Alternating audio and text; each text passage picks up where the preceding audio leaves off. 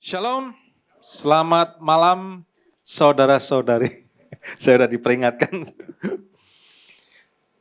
Malam ini kita akan membahas satu tema yang klasik ya, tema mengasihi. Saya baru saja iseng-iseng Google. Dan saya menemukan bahwa dari setiap 100 kematian di seluruh dunia, 1,3 itu adalah karena mengakhiri hidupnya. Dari 100 orang yang meninggal, lebih dari 1 orang, 1,3 itu mengakhiri hidupnya sendiri. Jadi bukan karena sakit, bukan karena kecelakaan, bukan karena usia. Dan mungkin kita berpikir, oh orang bunuh diri karena susah ekonominya. Mungkin karena banyak masalah.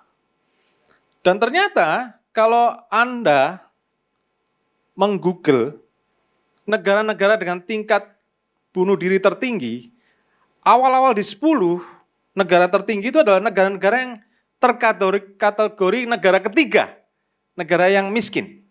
Afrika, itu banyak di sana. Tapi ada satu negara yang sangat kaya, nomor 4, yaitu Korea Selatan.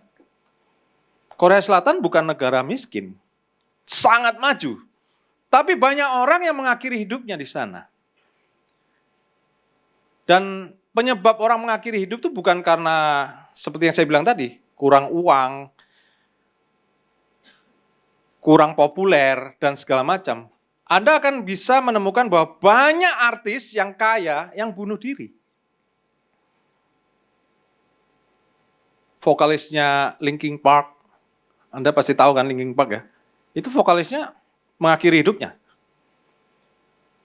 Bintang film terkenal Robin Williams, salah satu favorit saya dan juga mungkin favorit Anda. Karena bisa memerankan berbagai macam peran.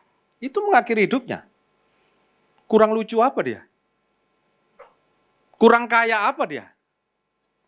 Tapi ternyata banyak orang mengakhiri hidupnya karena kekurangan kasih. Dan saya memberi judul khotbah saya malam ini adalah Love yourself as you love others. Loh Pak, ini keliru Pak, ini enggak alkitabiah Pak. Karena di ayat yang ada itu Pak, di Matius 22 ayat 39, hukum yang kedua yang sama dengan itu ialah kasihilah sesamamu manusia seperti dirimu sendiri. Love others as you love yourself, betul gak? Tapi saya temukan bahwa seharusnya kita harus mengasihi diri kita sendiri dulu sebelum kita bisa mengasihi orang lain. Saya bicara ini untuk semua kita yang sudah menerima kasih Tuhan. Saya nggak bicara untuk orang yang belum mengenal kasih Tuhan. Ada banyak orang yang sudah kenal kasih Tuhan, tapi nggak bisa mengasihi orang lain. Kenapa? Karena dia belum bisa mengasihi dirinya sendiri dengan benar. Dengan benar ya, harus ada embel-embel dengan benar. Karena banyak orang yang mengasihi dirinya tapi nggak benar. Ada yang mengasihi dirinya berlebihan, alias narsis.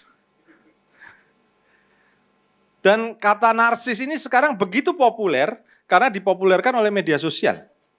Dan secara nggak sadar, media sosial itu membuat kita semakin narsis.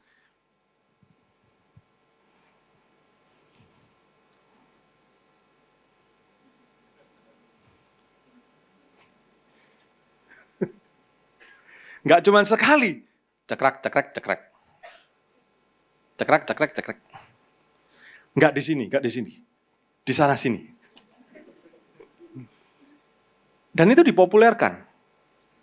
Lalu ada tripodnya gitu ya, bisa dimaju, mundurkan, dinaikkan, diturunkan, diputer kiri kanan biar kita lebih. Saya nggak bicara tentang mengasihi yang diri sendiri begini ya, enggak. Tapi saya bicara tentang mengasihi diri sendiri yang benar.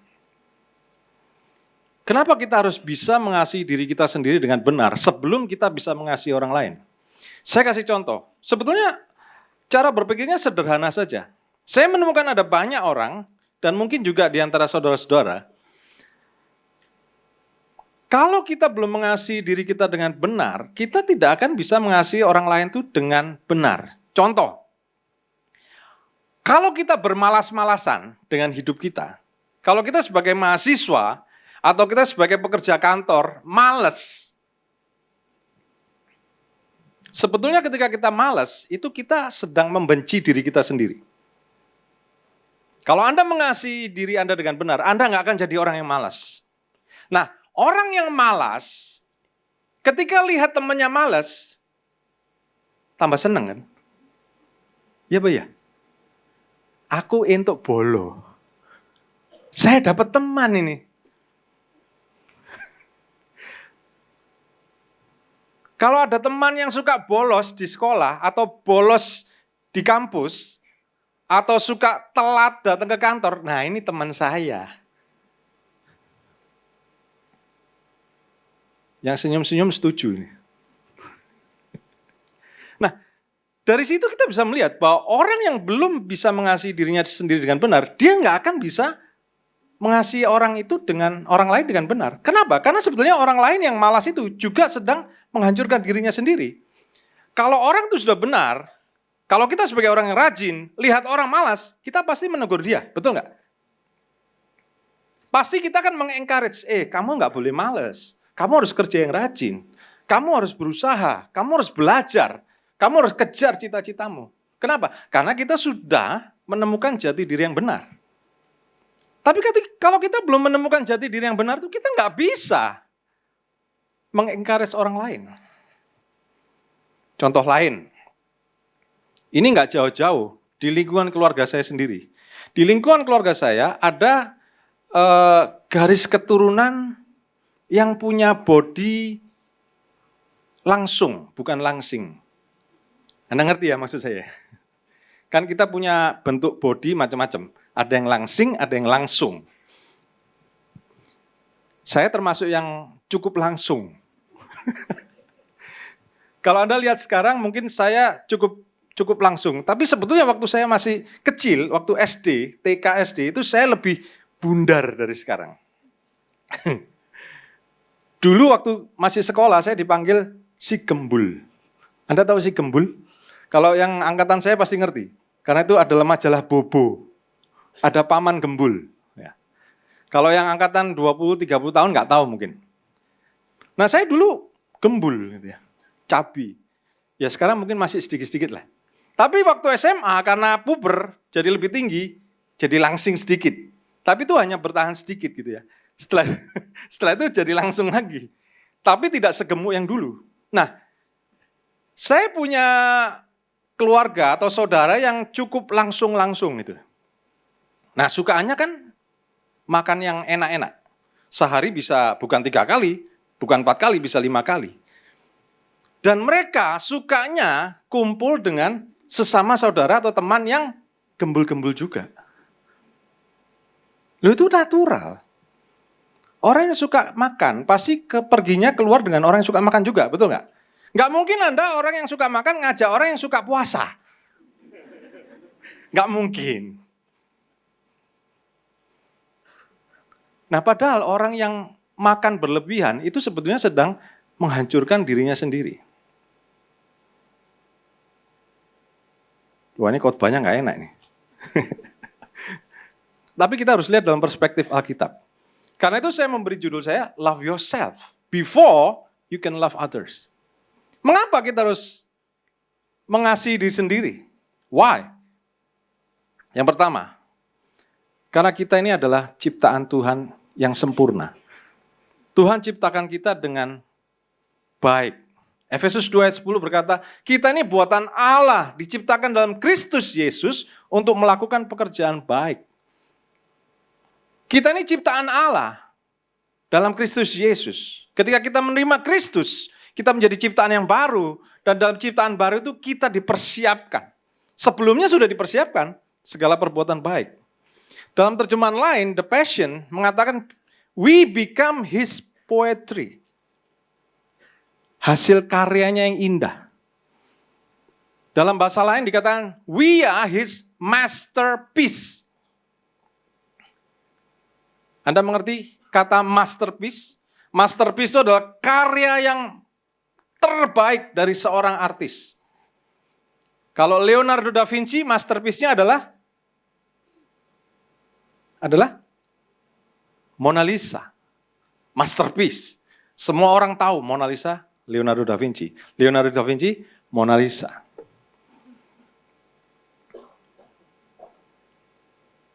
Dan masterpiece-nya Tuhan itu adalah kita semua. Amin. Kita semua ini adalah masterpiece-nya Tuhan. Tuhan ciptakan kita dengan spesial, dengan karakter masing-masing, dengan kelebihan masing-masing, dengan plus minus masing-masing. Kita diciptakan dengan minus bukan supaya kita dirugikan, tetapi supaya kita bisa bekerja sama dengan orang lain. Amin. Tuhan menciptakan Adam dan Hawa untuk saling membutuhkan, bukan untuk berkompetisi, tapi itu saling melengkapi. Karena itu ketika kita diciptakan Tuhan ada punya kelebihan masing-masing dan punya kekurangan, adalah untuk saling melengkapi, bukan untuk berkompetisi. Yang setuju katakan? Amin. Tuhan ciptakan kita sebagai masterpiece-nya, termasuk kita dengan segala kekurangannya. Karena itu kita harus bisa menerima diri kita dengan benar, dengan sehat. Pak, dia lebih cantik dari saya. Pak, dia lebih putih dari saya. Pak, dia lebih langsing dari saya. Setiap orang punya kelebihan. Jangan dipikir bahwa kalau dia lebih cantik dari Anda, hidupnya jadi lebih mudah. Belum tentu. Banyak orang berpikir, seandainya saya lebih ganteng, seandainya saya lebih kaya, seandainya saya lebih pintar, saya akan lebih mudah menjalani hidup. No, tidak semudah itu, my friend. Anda pikir orang-orang kaya itu gampang menemukan teman? Anda pikir orang-orang yang sukses itu lebih gampang menemukan sahabat? No. Ada satu peribahasa yang mengatakan, when you success, kalau Anda sukses, you will find false friend and real enemy. Kalau Anda sukses, Anda mulai tahu yang namanya musuh dalam selimut. Karena itu tidak semudah itu jadi orang lebih sukses, lebih kaya, lebih pintar, lebih populer. Tantangannya lebih tinggi.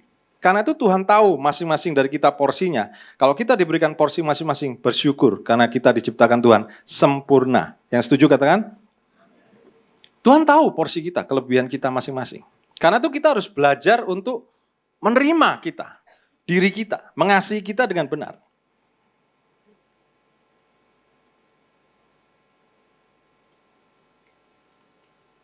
Kalau kita kembali ke Kejadian 1, di mana penciptaan 6 hari penciptaan, di ayat 25 dikatakan seperti ini, Allah menjadikan segala jenis binatang liar dan segala jenis ternak dan segala jenis binatang melata di muka bumi, Allah melihat bahwa semuanya itu baik.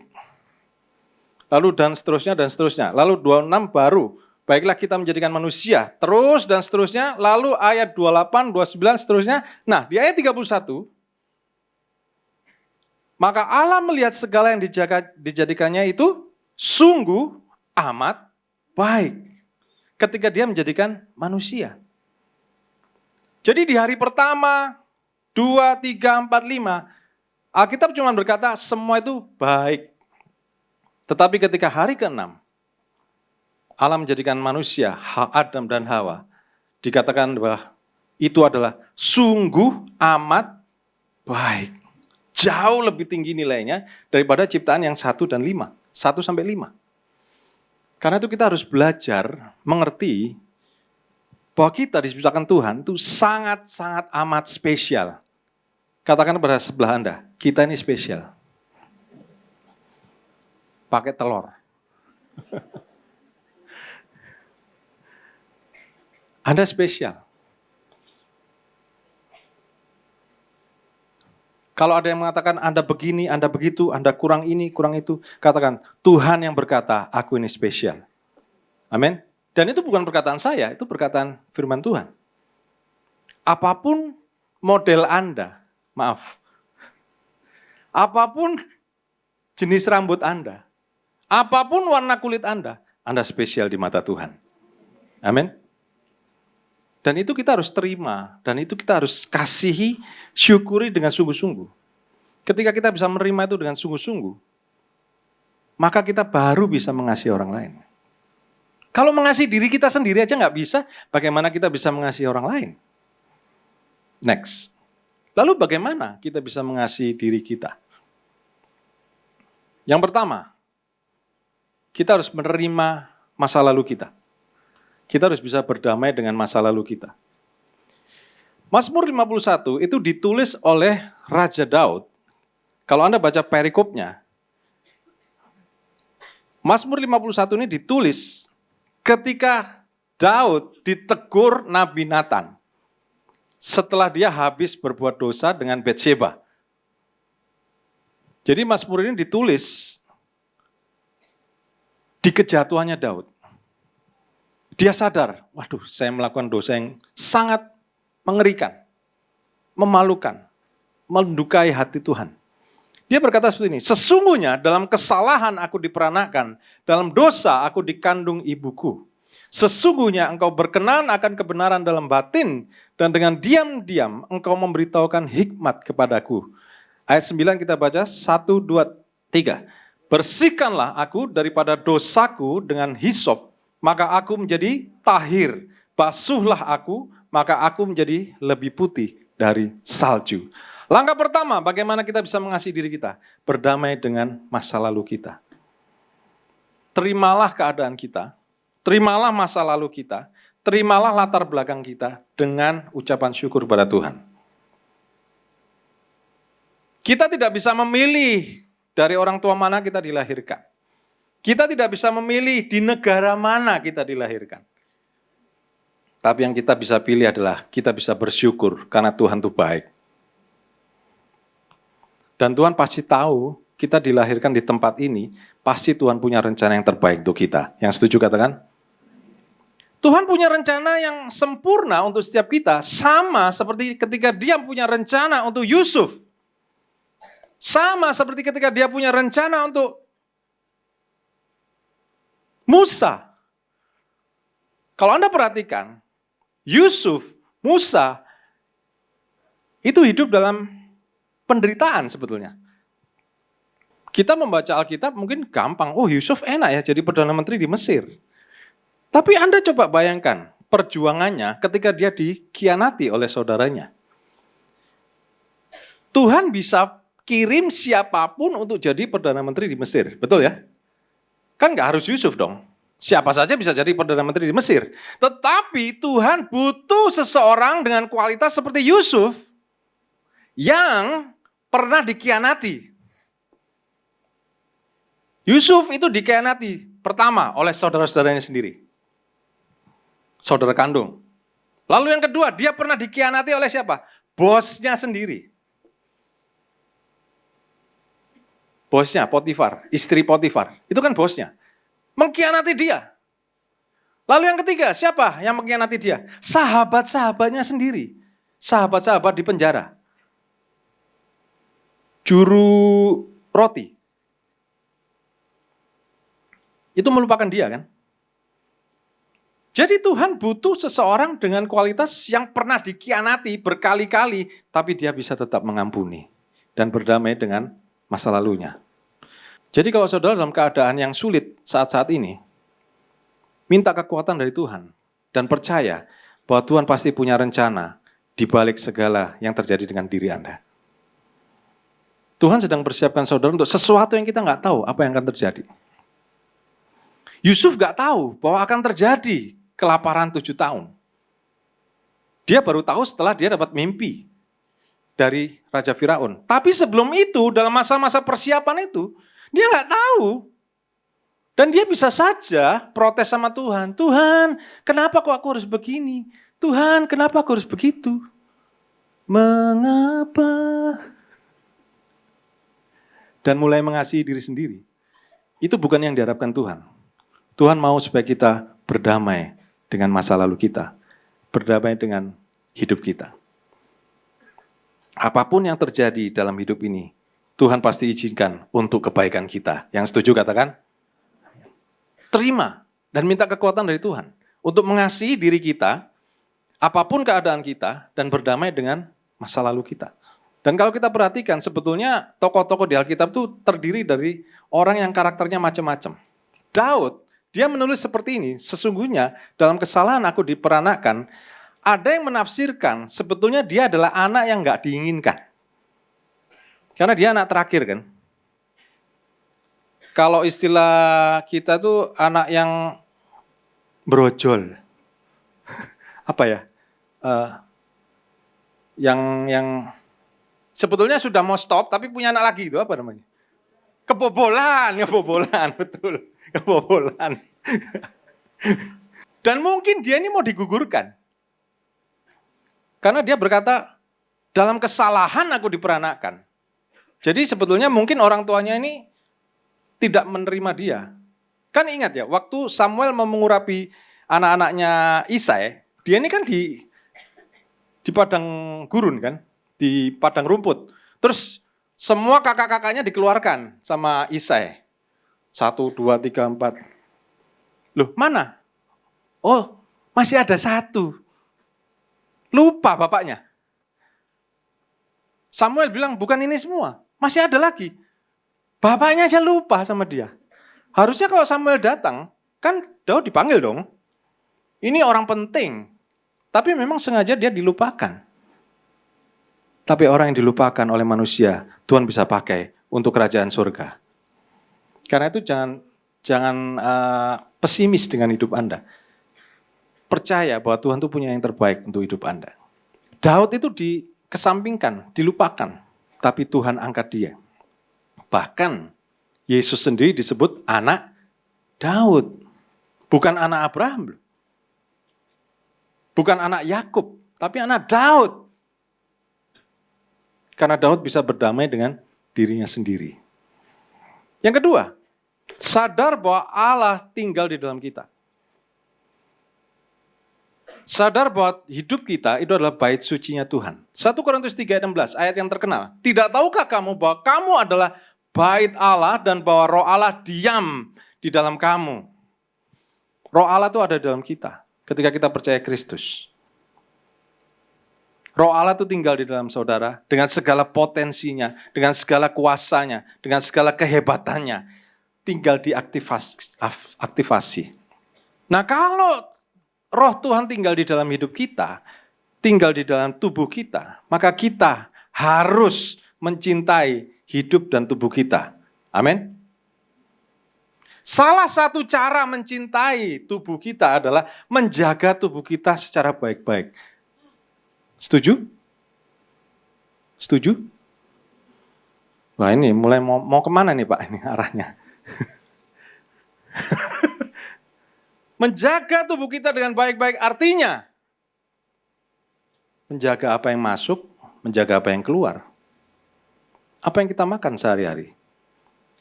Baik itu secara makanan fisik, makanan jiwa, apa yang kita baca, apa yang kita lihat, dan juga makanan rohani. Apa yang kita dengar. Itu harus kita jaga, saudara. Jaga makanan kita. Jaga asupan kita. Saudara, kalau problem orang tua kita, angkatan-angkatan generasi ayah ibu kita atau kakek nenek kita, mungkin mereka tuh kekurangan nutrisi. Mungkin ya, saya bilang mungkin, nggak semua. Mungkin, karena mereka hidup di lahirnya tahun 1920, 1940, itu adalah zaman-zaman perang. Makanan masih kurang. Mereka mungkin kurang makanan sehat. Nah kita yang angkatan lahir tahun 70, 80, mungkin tahun 2000, kita kelebihan gizi. Ya Pak ya?